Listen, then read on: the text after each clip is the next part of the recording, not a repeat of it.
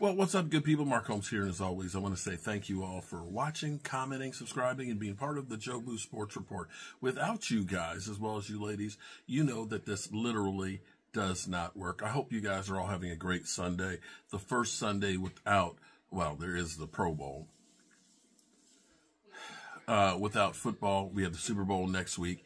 And, of course, we have drama with the Dallas Cowboys. And this offseason is literally on steroids as far as offseason drama, because immediately in the aftermath of losing the game, we've seen family members, and this isn't the first time family members have commented about a team.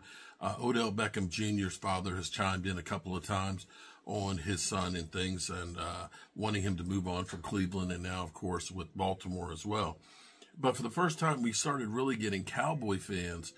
We had Tad Prescott saying, believe me, if I could, I'd get Dak Prescott away from the Cowboys. And we had Micah Parsons' brother basically saying, get your bag and everything else. And we had Ceedee Lamb's mother saying Dak ain't it, and basically saying she'd love to see him with the Houston Texans. Now, we heard Micah Parsons basically say, you know, my brother's comments are his own comments and thoughts. I'd have nothing but love and everything else.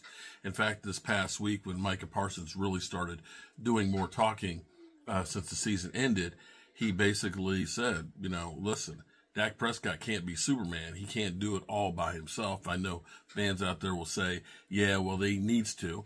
We had Jerry Jones kind of say, you know, we're going to go as far as Dak Prescott can take it. And, of course, people are saying that, yeah, well, we didn't go very far, so blame Dak Prescott.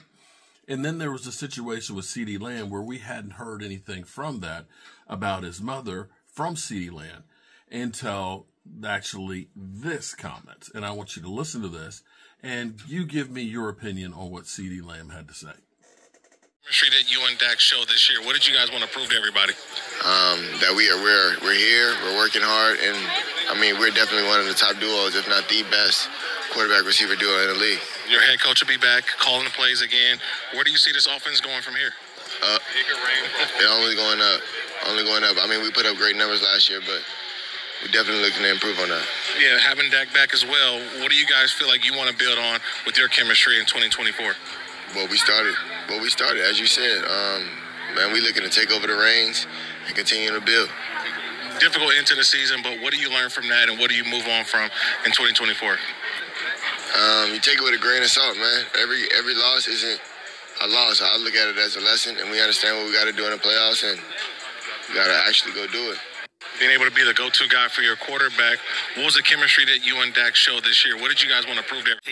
And a Justin Jefferson that, like, you took that leap this year to get there. So I guess I was just trying to figure out the disconnect there. Yeah, no, for sure. I mean, I feel like in a situation to where you don't have your quarterback for the first 5, I'm going to keep highlighting that because it's crazy.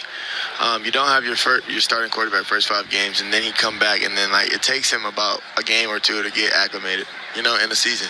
And now we're already, you know, in week 9, week 10. And mind you, when I was week 5, or like week 9, week 10, a lot of guys already had 1,000 yards, pushing 1,000, 800, you know, and I still managed to be in the conversation. And then once I got Dak back, the offense got rolling again, and then, you know, the numbers started doing what they do. And all a part of that is just staying true to myself, staying through the grind, and understanding if I have my one the whole season, who knows what the numbers look like. Chase and a Justin Jefferson that, like, you took that leap this year to get there. So I guess. Well, there you have it. Now, I put in there also the clip from the year before when he was talking about Dak Prescott coming back from the injury as well.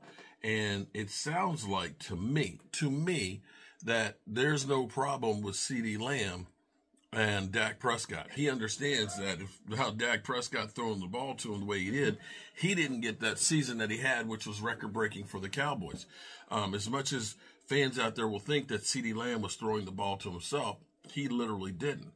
He understands, though, that the sky's the limit, that they're doing good, and that they need to be better.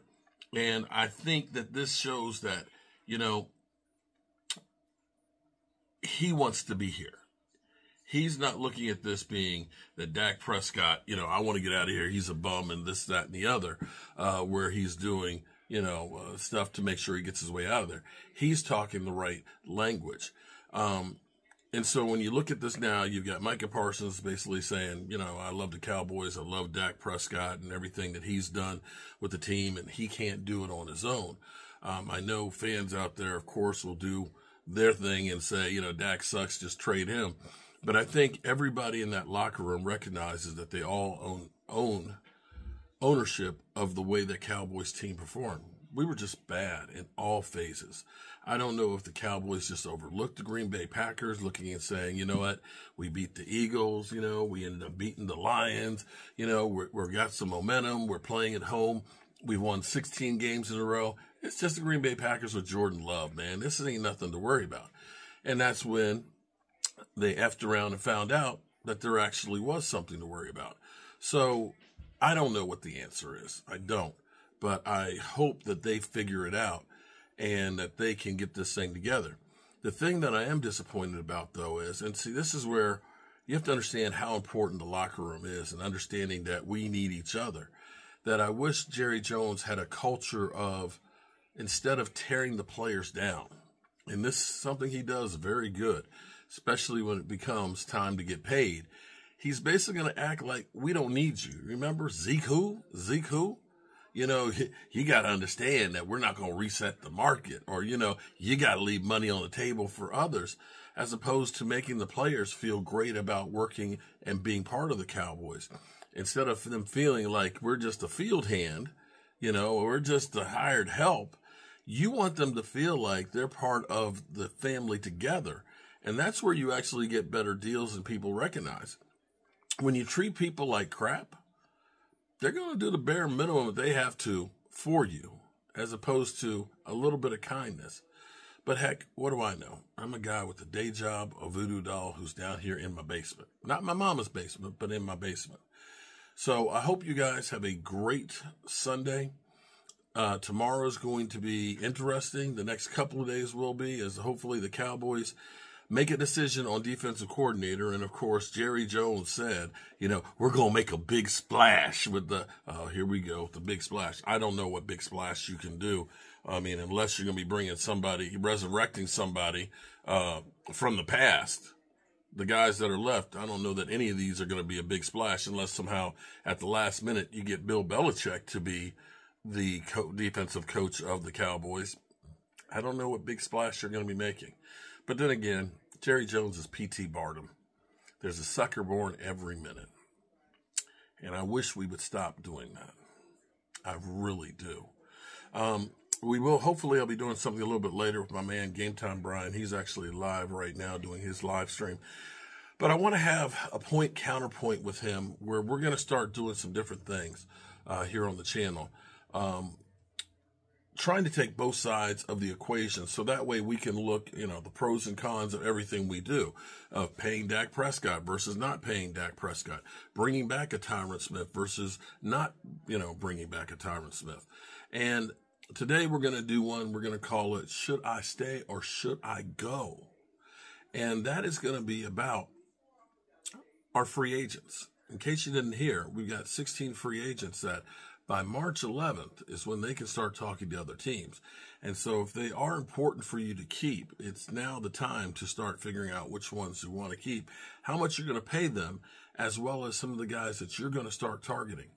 We call this the off season, but there really is no off season. There's a lot of work that has to be done in the next 5 weeks before free agency starts. And the first thing is Dak Prescott's contract. All right, good people, get up here and finish this broccoli soup. And I will catch you guys later. Peace.